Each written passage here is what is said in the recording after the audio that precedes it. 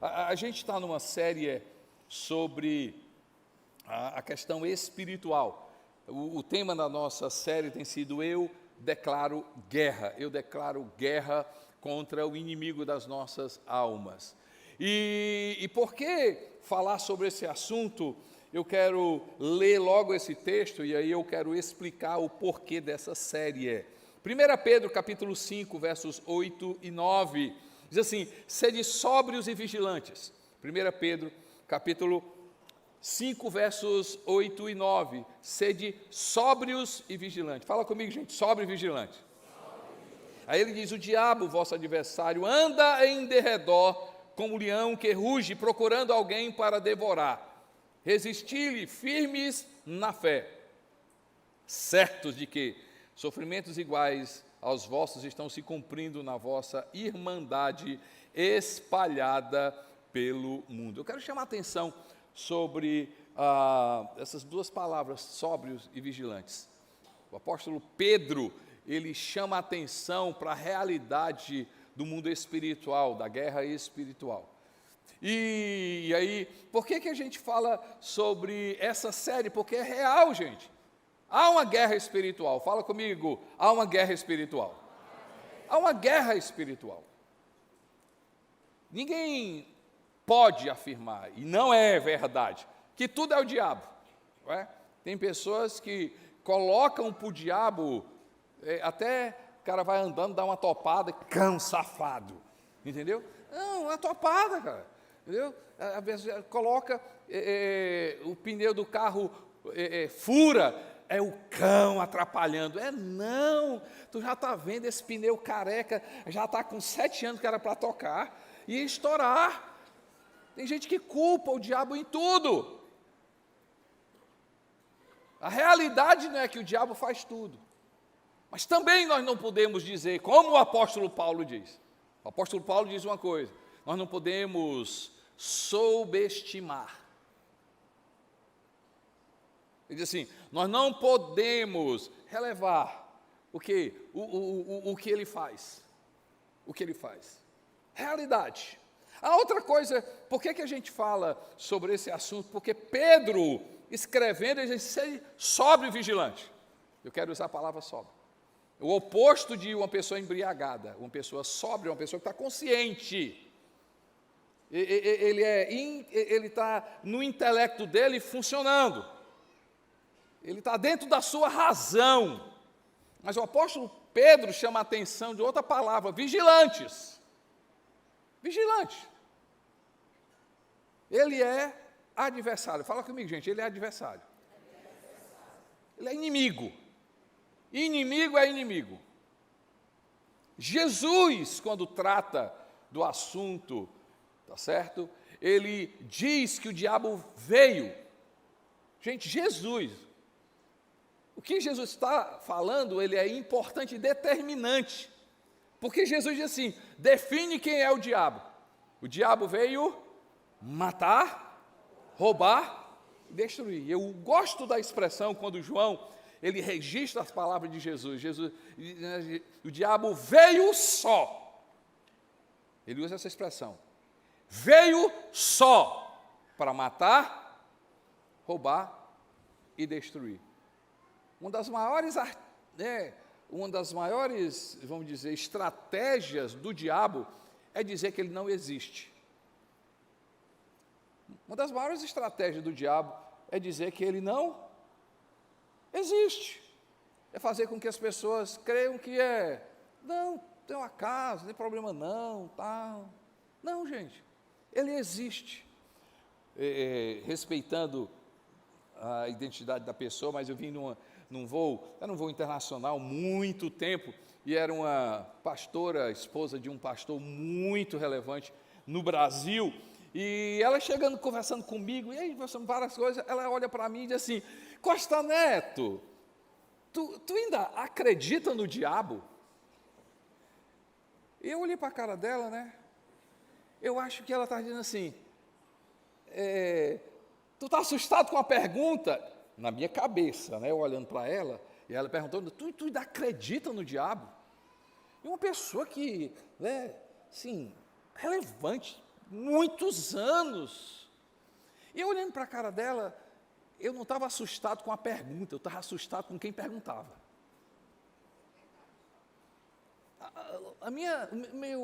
O meu espanto é quem estava perguntando. E eu disse assim para ela, disse assim, tu acredita? Eu disse assim, lógico. Eu vou dar dois fundamentos, podia dar 50. 2 fundamentos. Porque Jesus Cristo disse, eu disse, eu ainda acredito em Jesus. E se eu acredito em Jesus, eu vou acreditar no que Jesus Cristo disse. Então, se Jesus Cristo disse que Ele existe, então Ele existe. A segunda coisa que eu vejo que Ele existe é quando eu olho para o que está acontecendo no mundo. Gente, tem coisas que é cabeça, tem coisas que são doenças, tem coisas que não é natureza humana, mas tem coisa que é maligna. E o apóstolo Pedro diz assim, ei, tenham consciência. E a outra palavra que ele usa é vigilante. Fala comigo, gente, vigilante. Eu só vigio uma coisa que eu quero guardar. Amém, pessoal? Não é lógico? Não é que eu digo assim, ô Darlan, dá uma olhadinha nisso aqui, meu irmão. Eu estou dizendo, vigia isso aqui é importante, guarda para mim. O Neil está aqui, vigia isso aqui, guarda, porque isso aqui é importante para mim. Ei, gente, tem coisas importantes na minha vida. Guarda a tua alma, guarda a tua fé, guarda o teu caráter, guarda os teus valores. Vigia onde você está indo, vigia com quem você está conversando, vigia teus ambientes, vigia o que está entrando na tua cabeça, vigia quais são os seus sentimentos, vigia.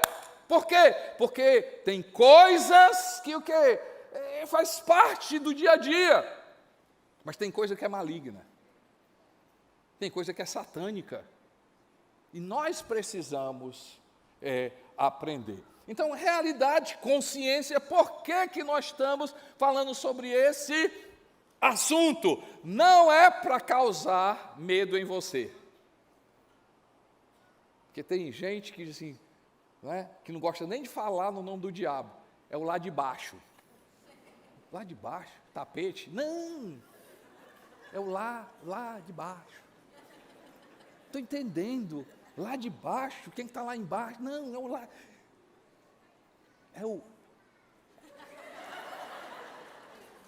não, porque eu não gosto nem de falar no nome dele. Por que você não gosta de falar no nome dele? Você está com medo? Nós não falamos no diabo para você ter medo, a gente fala no diabo para você saber que Jesus é maior. Porque se o diabo faz estrago, Jesus Cristo tem muito mais poder, Jesus Cristo tem muito mais poder, Jesus Cristo tem muito mais poder.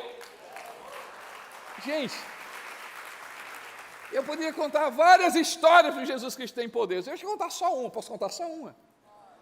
E um cara endemoniado, um cara que se rasgava, ninguém conseguia prender, botava corrente nele, ele quebrava, maluco, louco.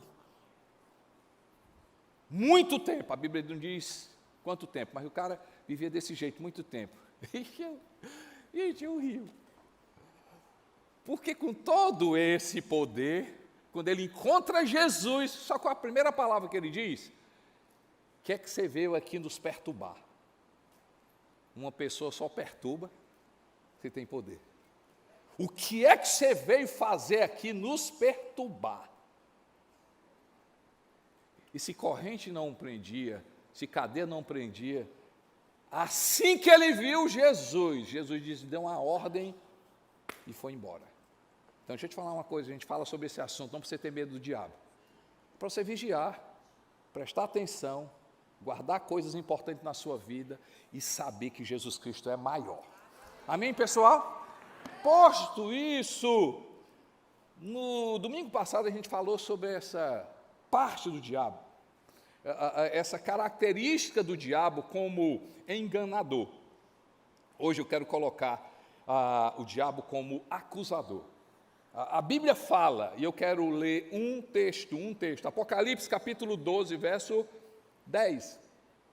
Apocalipse capítulo 12, verso 10, diz assim, então, ouvi, João falando, tendo essa visão, ali no Apocalipse, uma visão, Deus me mostrou o grande sacerdote, então ouvi uma forte voz dos céus que dizia, então ouvi, Apocalipse 12:10, ouvi uma forte voz dos céus que dizia, agora veio a salvação, o poder e o reino do nosso Deus e a autoridade do seu Cristo, pois foi lançado fora o acusador dos nossos irmãos. O que ele está falando sobre isso? Satanás, que os acusa diante do nosso Deus dia e noite. O acusador. E dentro daquilo que ele acusa, uma das estratégias do diabo sobre a acusação é um sentimento de culpa. Ele impõe culpa. E às vezes a gente não presta atenção, não é vigilante, não é sóbrio, não é inteligente, não é racional. Às vezes a gente deixa escapar algumas coisas sobre o sentimento de culpa. O acusador, Satanás, quando ele joga culpa na nossa vida, ele coloca um sentimento. O primeiro sentimento que Satanás coloca é um sentimento de sermos indignos de Deus. Indignos de Deus. A questão não é a gente é digno, não. A questão de um sentimento maligno, de uma artimanha maligna, é um sentimento de eu não sou digno de Deus, e a gente corre, se afasta e se esconde de Deus.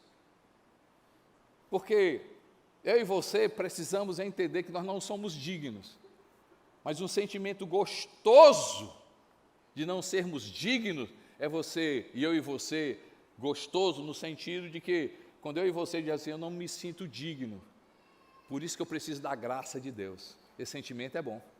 Eu não me sinto perfeito, por isso que eu preciso que Deus coloque a mão dele. Eu não mereço, mas esse não merecer não me afasta de Deus, esse não me merecer diz assim, por isso que eu preciso que Ele escute a minha vida. Concorda comigo, gente? São dois sentimentos diferentes. Um produzido pelo Espírito de Deus, que coloca na nossa vida que nós não somos dignos, que a gente não é digno, mas merece a graça de Deus, o amor de Deus, o perdão de Deus, a mão de Deus.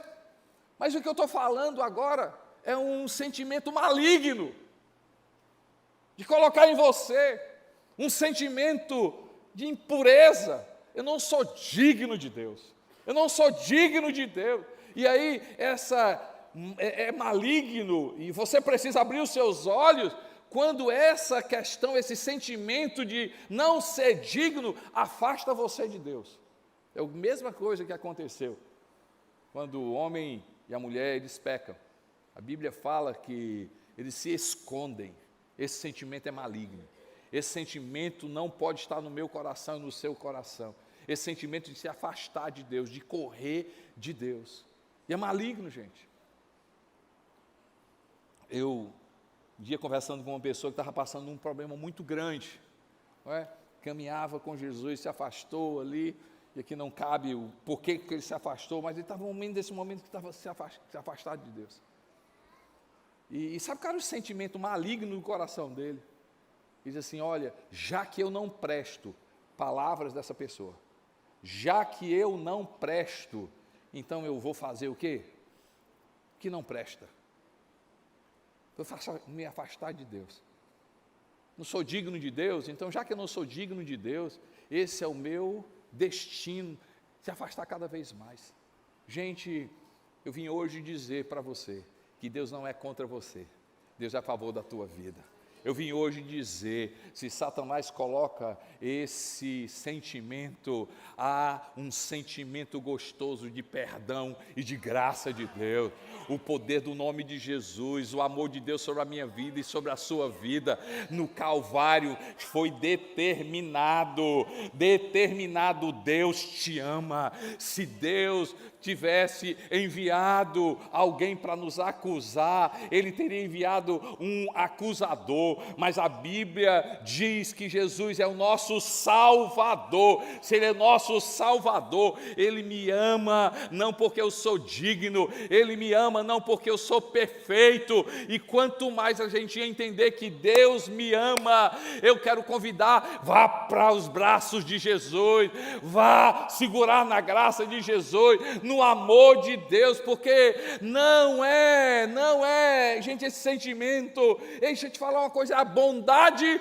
do Senhor que leva a gente a se converter, a bondade de Deus, é o amor de Deus. Deus não é contra você, Deus não se levanta contra você, Deus não olha para o meu coração, para o seu coração e me abençoa e te abençoa porque nós somos perfeitos. Deus nos abençoa justamente porque nós somos humanos, nós somos imperfeitos, e entender isso não é pecar mais. Quanto mais a gente entende do amor de Deus, mais a gente vai se aproximar dele, mais a gente vai se aproximar dele.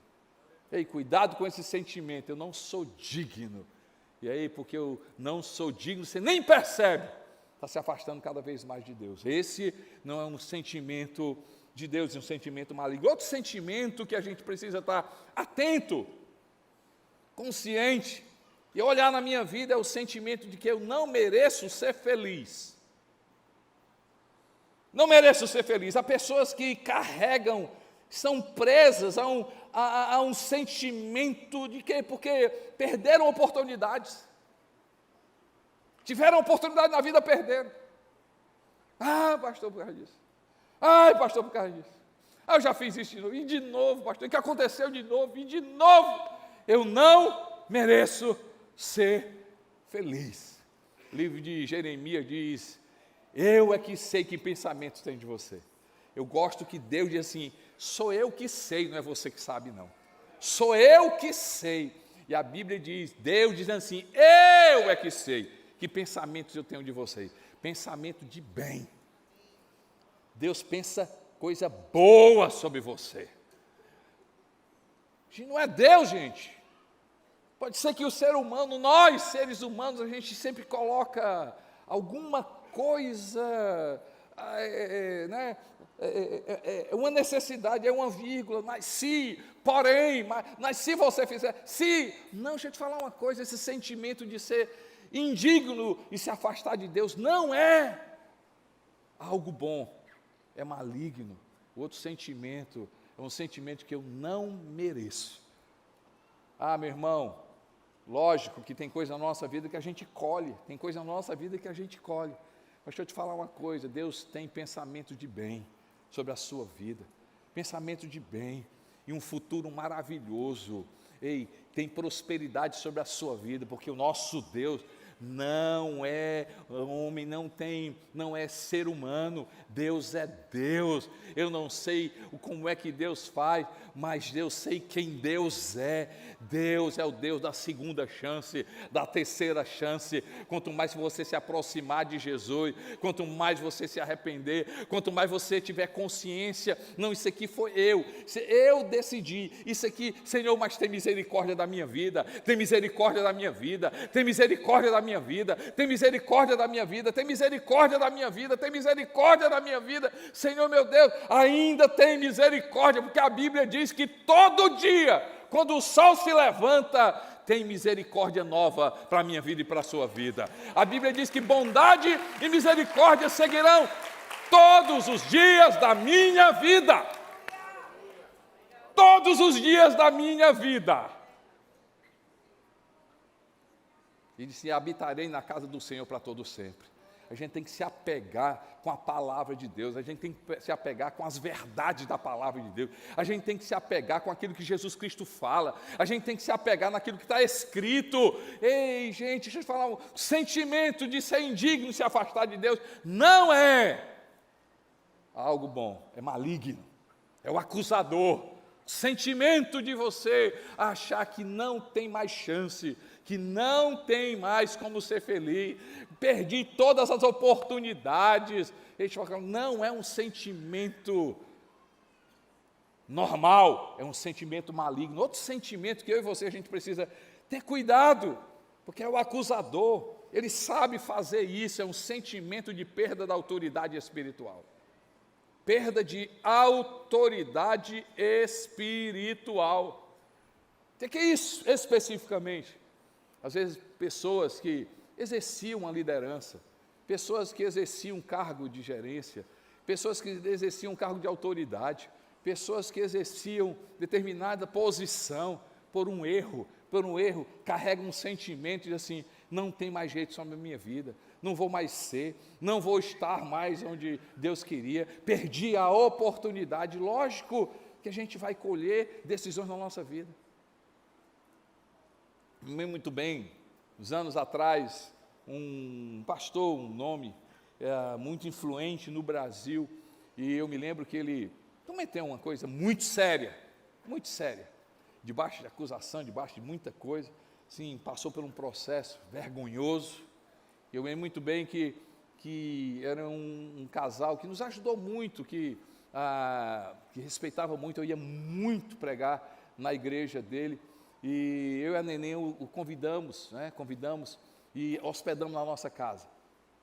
E eles passaram pelo menos aí uns 15 dias hospedados na nossa casa. E uma das coisas que ele mais colocava era um sentimento de assim, será que tem jeito? Será que eu vou voltar? Será que eu vou colocar? Às vezes falava, às vezes não expressava, mas aquele sentimento assim, eu perdi a autoridade. Realmente, gente, como líder a gente carrega um peso de responsabilidade.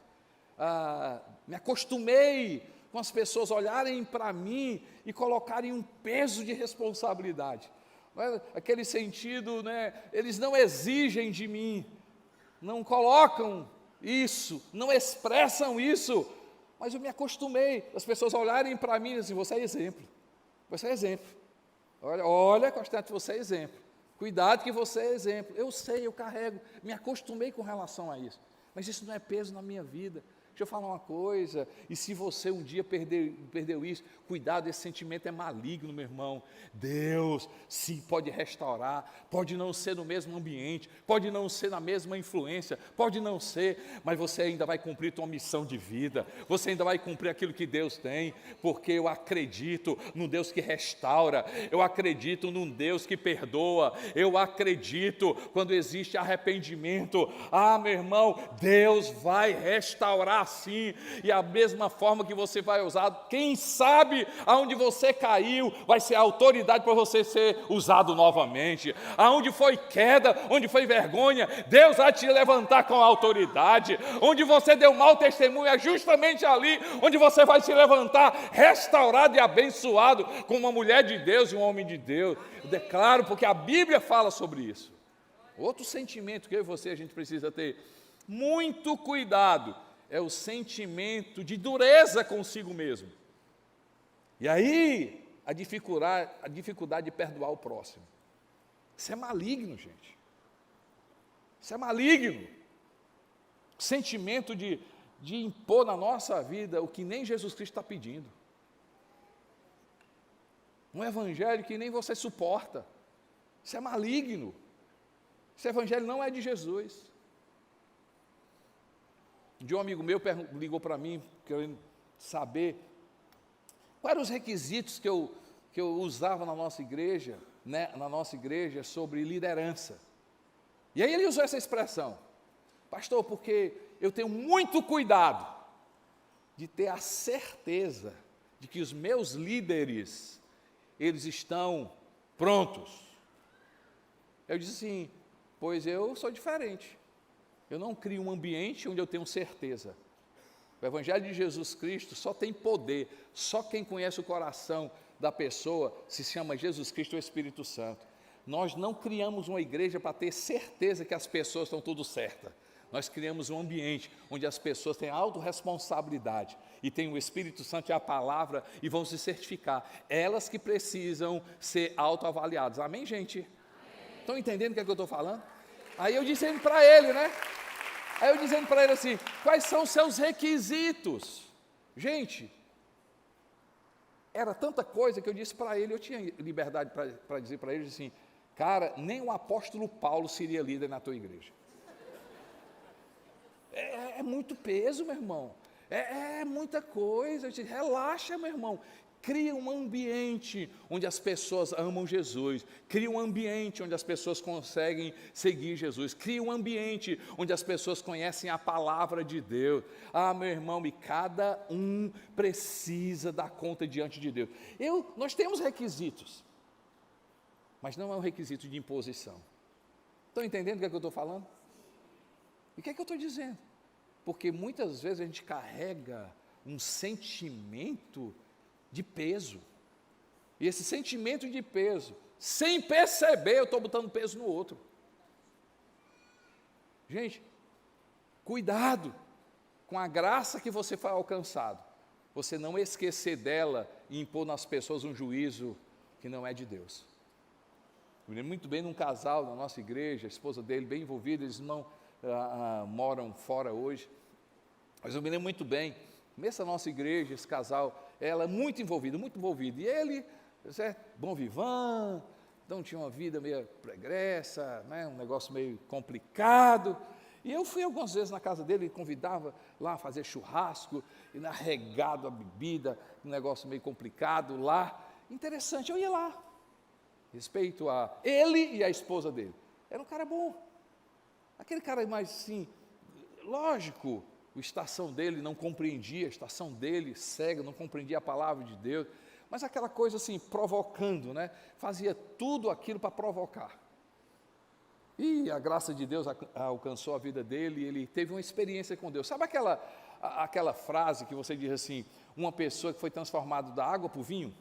Não é? Água para o vinho. Sabe aquela pessoa, era totalmente, rapaz, o cara conheceu Jesus, mas pá, mudou. Mas com o passar do tempo, a graça que ele foi alcançado, ele começou a impor sobre as pessoas. Eu me lembro muito bem que aconteceu uma determinada situação, gente, tola, besta. E aí ele chega para mim e diz assim, pastor, eu vou passar, o senhor precisa pregar sobre isso, a gente precisa ser mais enérgico sobre isso, a gente precisa apontar sobre isso, a gente precisa cuidar da liderança. Aí eu vou passar um estudo para o senhor. Aí passou um estudo de 5 páginas. Aí eu respondi para ele, cara, não vou ler seu estudo, mas vou dizer uma coisa para você. Me surpreende a graça com que você foi alcançado e como você perdeu essa graça com as pessoas. Eu ia para a sua casa, eu nunca apontava. Eu ia para a sua casa, eu nunca lhe julgava. Eu nunca apontei o que você fazia ou deixava de fazer. Eu nunca lhe desrespeitei. Eu sempre acreditei, nunca apontei.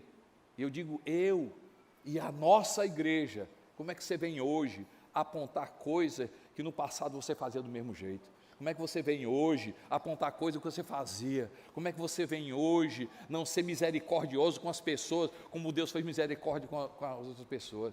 Gente, quem sabe você hoje carrega um sentimento de peso, e por causa desse sentimento de peso, as pessoas do teu lado, você está pesando do mesmo jeito. Se Deus foi misericordioso com você, tem misericórdia com as pessoas. Se Deus agiu com graça com você, cuidado para não esquecer da graça para com outras pessoas. Esse sentimento é maligno, gente. Esse sentimento é maligno. Pastor, você só falou coisa ruim, agora eu vou fazer a coisa boa. Quem quer notícia boa, bem, gente? Seja sóbrio e vigilante com relação a isso. Agora, abre os teus olhos e recebe. Primeiro, qual é a solução? A solução contra a culpa, a solução contra o acusador. O nome dele é Jesus Cristo de Nazaré. Eu quero que você leia comigo Romanos capítulo 5, verso 17. Romanos capítulo 5, verso 17. Romanos 5,17, ele fala de uma coisa interessante, diz assim, gente, se pela transgressão, olha aqui, se pela transgressão de um só, a morte reinou por meio dele. O que é que está dizendo isso? Está dizendo assim, Satanás fez um estrago grande. Satanás fez um estrago grande. Agora, lê comigo, muito mais. Vamos lá, gente, muito mais, gente, muito mais aqueles que recebem, o que, gente? De Deus, a imensa provisão da graça e a dádiva do que? da justiça reinarão o que, gente? Em vida por meio de um único homem. Qual é o nome dele? Jesus Cristo. Satanás fez um estrago na sua vida, mas eu te falar uma coisa: a partir do momento que você recebe a graça, a partir do momento que você crê em Jesus, vai ter muito mais de Deus para a tua vida, vai ter muito mais de Deus para a tua vida, vai ter muito mais de Deus para a tua vida. A Bíblia diz que aonde abundou o pecado, superabundou a graça de Deus. A Bíblia fala que em Cristo Jesus as coisas velhas já passaram, eis que tudo se fez novo. Ei, meu irmão, se agarra com a graça de Deus, se agarra com o perdão de Deus. Ei, o amor de Deus é muito maior do que a acusação do diabo. O perdão de Deus é muito maior. O sangue de Jesus é muito maior do que qualquer acusação do diabo. Creia.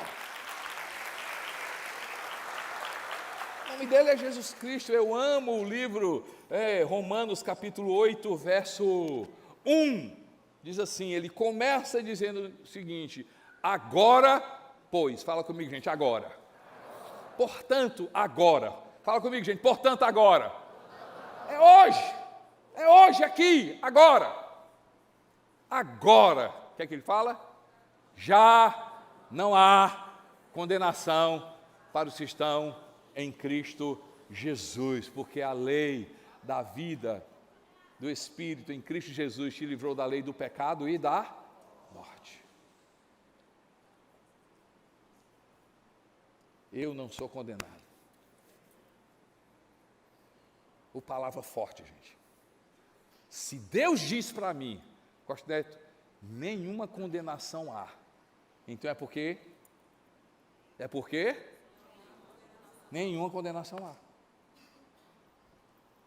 Pastor, como é que é no hebraico? Nenhuma condenação. Nenhuma condenação. Em qualquer língua, meu irmão, nenhuma condenação. Ei, deixa eu te falar uma coisa. Qual é o poder, qual é a solução na minha vida e na sua vida? Nenhuma condenação há na minha vida por causa de Jesus Cristo. A Bíblia fala, por causa de Jesus não existe nenhuma condenação. Nenhuma condenação. Agora, eu e você, a gente precisa ter o cuidado. De quê, pastor? De que isso não venha ser brecha para eu continuar a errar. Não é brecha para eu, se Deus me ama, então, vamos lá, né? Não, Romanos diz o seguinte, Romanos capítulo 6, como nós permaneceremos no pecado se a gente morreu? Como continuar no pecado? Nós que para ele morremos.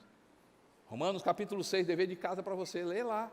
Sim, eu vou pecar mais para que a graça de Deus seja maior? Não, nós morremos em Cristo Jesus. Gente, por isso que a gente se batiza aqui na igreja. Por isso que o batismo é importante. Você lê o livro de Romanos, capítulo 6. O que é o batismo? O batismo não é um ritual. O batismo é uma mensagem poderosa. Porque o que é que diz em Romanos, capítulo 6? Ei, nós morremos em Jesus.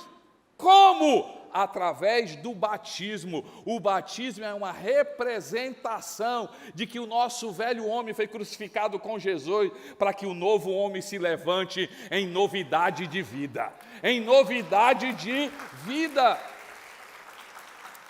1 João, capítulo 5, versos 5 a 18. Estão comigo, gente? O pessoal do louvor pode entrar. Diz assim, verso 18, sabemos que todo aquele que é nascido de Deus não está onde, gente? Todo mundo não está onde, gente? Aquele que nasceu de Deus, o que acontece? Aquele que nasceu de Deus o protege, Deus protege, e o maligno não nos toca. Por isso que o apóstolo Pedro, ele diz assim, sede sóbrio e vigilante. O diabo anda aonde, gente? Ao nosso o quê, gente? Ao nosso o quê? E quem anda ao nosso redor? A Bíblia diz que o anjo do Senhor anda ao redor daqueles que o temem. A Bíblia diz que quando o diabo saiu, foi expulso, é outra pregação, ele levou 1/3 de anjo. O que é que significa, pastor? Se ele levou 1/3, ficaram 2/3. Para cada demônio, tem 2 anjos em favor da tua vida. Por isso que a Bíblia diz que maior é aquele que está em nós do que aquele que está no mundo. Qual é a solução contra a culpa? A gente crê em Jesus Cristo. Ele é o nosso advogado. 1 João capítulo 2, verso 1. Diz o que, gente? Meus filhinhos, escreva vocês essas coisas, para que vocês não pequem. E se a gente tropeçar, se alguém pecar, temos o que, gente? Um intercessor junto ao Pai. Quem é Ele? Jesus Cristo. Na outra tradução diz assim, temos um advogado. Um advogado. Jesus Cristo. Eu não sei que sentimento você carrega. Eu sei que batalha na sua vida. Sei por que, quem sabe, pastor, são presos assim, eu vejo as pessoas se entregarem, eu vejo as pessoas levantando as mãos, eu vejo as pessoas cantando, eu vejo as pessoas mergulhando. Quem sabe você carrega um sentimento que você nem sabe. Não é sobre temperamento. Dá uma olhadinha como é que você é em outras ocasiões. Ai, pastor, quando chega as coisas de Deus, eu fico tão assim como? Eu não quero dizer que tudo seja do diabo, mas quem sabe é um sentimento. Eu não sou digno, pastor. Ah, pastor, não sou como o senhor, e nem vai ser. Ah, pastor, não sou como, nem vai ser. Qualquer pessoa que a gente se comparar, a gente sempre... Eu achei uma coisa interessante. A pessoa diz assim, o cuidado com a gente se comparar. Gente, vamos pensar aqui. Você olha do Gênesis ao Apocalipse, pensa numa mulher maravilhosa. Qual é uma mulher na Bíblia que foi maravilhosa, venerada, respeitada, pregada? Uma mulher maravilhosa na Bíblia, fala comigo, quem é? Maria, fala comigo, gente, sem medo, Maria. Aí você diz assim, se compara com Maria. Mas é muito abaixo. Se compara, ei gente, um apóstolo maravilhoso, Paulo, a gente é menor do que Paulo. Uma pessoa generosa, conhecida, ganhou Nobel da Paz, Madre Teresa. Comparar com ela, quando a gente compara com as outras pessoas, a gente vai sempre colocar. E pior, se a gente comparar com Jesus. Então, todo mundo vai ser menor. Por que eu estou falando isso, gente? Porque o diabo, ele chama, não é? Eu e você pelos nossos pecados, mas Jesus Cristo chama a minha vida e a sua vida pelo nosso nome. Jesus te ama, Jesus te ama. Todo espírito de condenação, comparação, ei, deixa eu te falar uma coisa, em Cristo Jesus nós somos amados, seja qualquer pessoa. Eu vim hoje aqui te falar isso.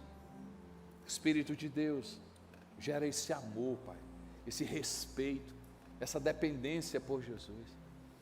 Pai Deus, eu oro, Pai Deus, todo sentimento maligno, satânico, de acusação, de engano, Pai, de mentira, ó Deus, seja tirado do nosso coração pela verdade, que nós somos perdoados, que nós somos amados, ó Deus, ó Pai, que nós somos filhos e filhas, ó Pai, ó Deus, ó Pai, eu oro, meu Deus, ó Pai, Deus, ó Pai, que nessa manhã, Pai, nessa tarde, início de tarde, a gente, Senhor, meu Deus, ó Pai, possa agradecer a Deus por Jesus Cristo. Eu oro, Senhor meu Deus, ó Pai, sentimento, Senhor meu Deus, de culpa sendo quebrado. Deus, ó Pai, nas unidades prisionais. Deus, ó Pai, nessas mulheres, ó Pai, um peso de acusação. Cada homem, Senhor, Deus, ó Pai, um peso de acusação, Pai. Deus, eu oro, Senhor, graça do Senhor sobre as nossas vidas. Ó Deus, muito obrigado por Jesus Cristo, muito obrigado por Jesus Cristo, muito obrigado por Jesus.